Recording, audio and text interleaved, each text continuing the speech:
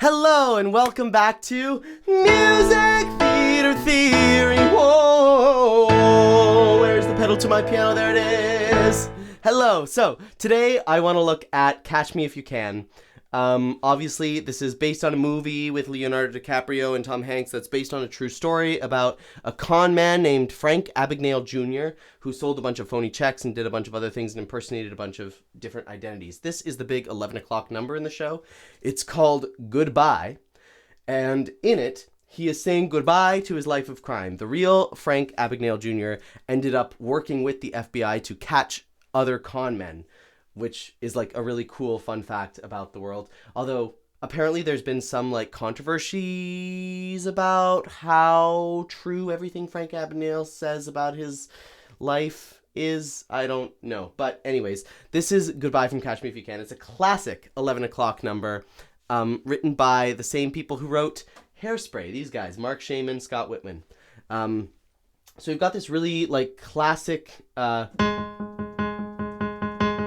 repeated note here, which is used, it's used in a bunch of songs. It's used in Waving Through a Window, right? It's like this in Waving Through a Window. It's also used in The Wizard and I.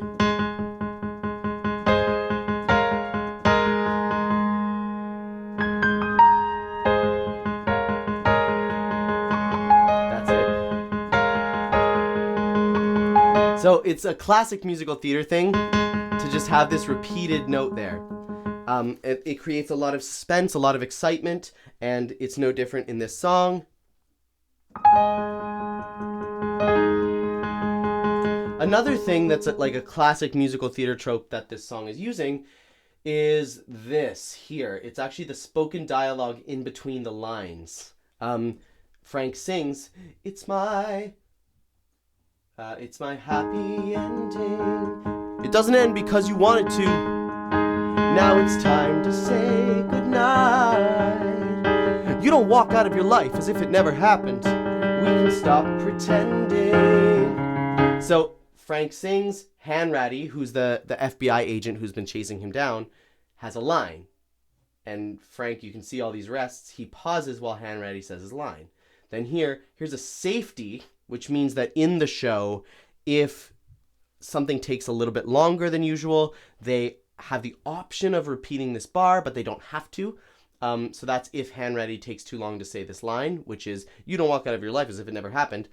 And this whole structure here where Frank Abagnale Jr. sings a line and then Hanratty speaks a line in the middle of his singing and he has to pause.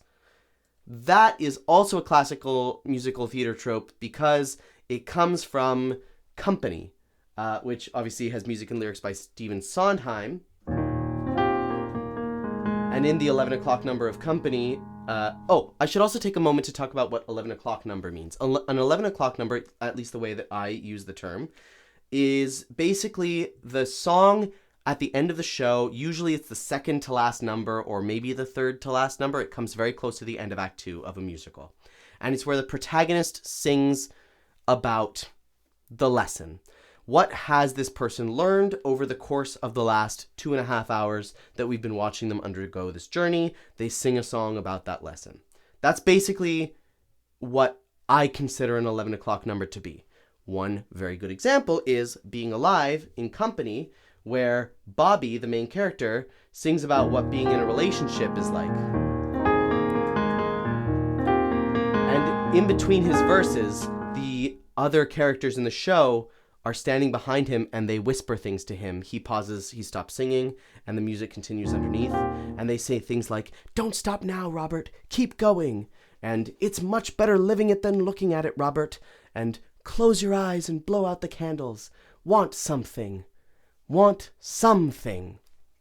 Things like that, little tidbits of advice and lines and snippets that he's heard throughout the show. So a similar technique is being used here where the first verse, Frank is not singing the verse all the way through. He's actually being stopped by spoken lines. And then, as if to pick up the pace and increase the intensity of the song, later in the song, those spoken lines disappear, and Frank is going to sing the whole verse straight. So we have this first verse, and then here you see the lines disappearing, and he's just singing all the way straight through, and then we get to this chorus where it goes, goodbye,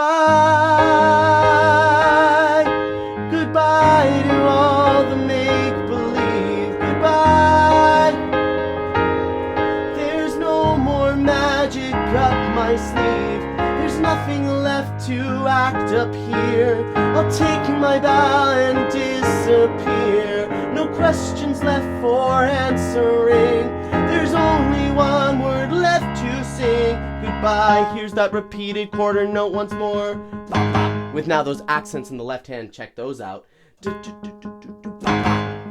And because they come before beat 1, here's the first beat of this bar, they come right before it, so there's that like anticipation. If they were right on the beginning of bar 1,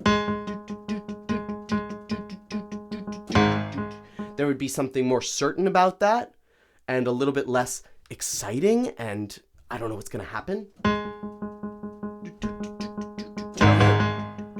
Because they come right before the beat, that anticipation in the music creates an anticipation in the audience. See what I did there? That's classic.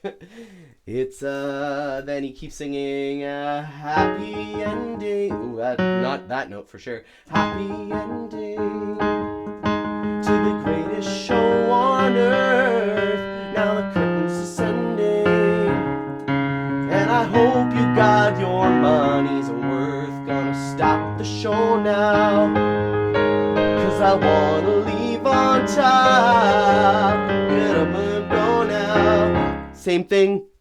We've got the same verses before, and then we're gonna have the same choruses before. This is classic pop song structure where we have a verse and then a chorus, and then a verse and then a chorus, and then we go to the bridge, which is a different section of music, and then we come back to the chorus. So here we've got, you can tell it's a bridge because the chords change.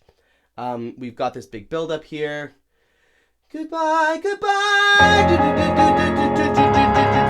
I'm not afraid of stopping. This end could be my start. I want to live a life and not just play a part. I'll walk into the sunset. Here we've got this G flat chord. That's brand new. We haven't seen that yet. That's totally new. So that makes it very clear that we're in a bridge section here. Walk into the sunset. I'll sail across the sea. The final word. There's that G flat again. Word, the last you'll hear of me. Here on an E flat sus chord, which could lead back to the A flat major that we were in before. Right? But instead we jump up to F sus, which leads into B flat major. So instead of going B flat, A flat, we're now going E flat, jump up to F, jump up to B flat. And then that's how we make it to that higher key for our final chorus. We've got the last you hear of me. Of me, there's that F. Then he goes goodbye. Goodbye to every night alone. Goodbye. Goodbye to life that I don't know. I'm tired of living on this stage. A life that's only on the page. The empty lies are in the past. I've tried before, but here's the last goodbye. And there, this means fortissimo, or extra loud. So we're really bringing it home here. He's about to sing a huge, loud, high note. That my voice is a little tired, so we'll see if I can hit it. But Aaron Tveit hits it like it's nobody's business. It goes like this. Oh, goodbye. Goodbye. Here it comes. Let's see if I can hit it. Goodbye.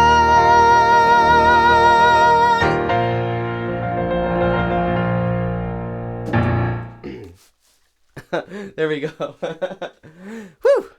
Not bad for my voice being tired. Where's my water? I just put it down somewhere. Oh, I really wanted some water after that note. Anyways, that's a high B flat, which is a really, really high note to sing. Aaron Tveit sang it amazingly well in the original cast. And it ends the song. So we really are building throughout the whole song. You'll notice, like, if you look at the dynamic markings, we've got fortissimo here at the end with this big high note. But if you go all the way back to the beginning, we're not starting out at like a super forte. We're starting out like here there isn't even a dynamic marked, but here we start mezzo forte, and it's just, and the other element of build is the left hand of the piano. So check this out. We've got just this one note in the left hand of the piano to start. Right? But then we have a key change. We go from mezzo forte, which is medium loud, to fortissimo, which is extra loud. And look at the left hand of the piano. Instead of sticking on this one note up here, we jump all the way down. So there's that deep, deep rumble all the way down there. 8VB means down even an extra octave, another octave lower. So this is without the 8VB, then you go boom, boom, boom, all the way down there. That's 8VB. So it's like all the way down to the bottom of the piano. It creates that huge rumbling sound that is a really dramatic, epic way to end the song. And that is how these composers build this song from the beginning of the song to the end. And that brings down the house as in the 11 o'clock number slot of Catch Me If You Can. I hope this was interesting to you. Subscribe to the channel if you want to see more music theory and music theory kind of stuff. And also, before you go anywhere, there's a 3-month free subscription to this normally paid Broadway trivia newsletter called the Broadway Maven's Weekly Blast. And I actually have, one of my projects this year is that I have a weekly segment on this newsletter where I record a short video delving really deeply into music theory from different Broadway shows. So if that's something that you are interested in seeing, it's basically like this video and like videos like this video, but it's a little bit more in depth and in shorter form. If you are interested in seeing that, you can get a subscription totally for free at the link down below. And also, if you like what I'm doing and think I'm cool, let's hang out. And you can send me an email, get in contact with me, or join my mailing list to stay updated with what I'm doing at my website, which is also linked down below. And I think that's everything I need to tell you about. So I will see you next week here on Music Theory. Whoa.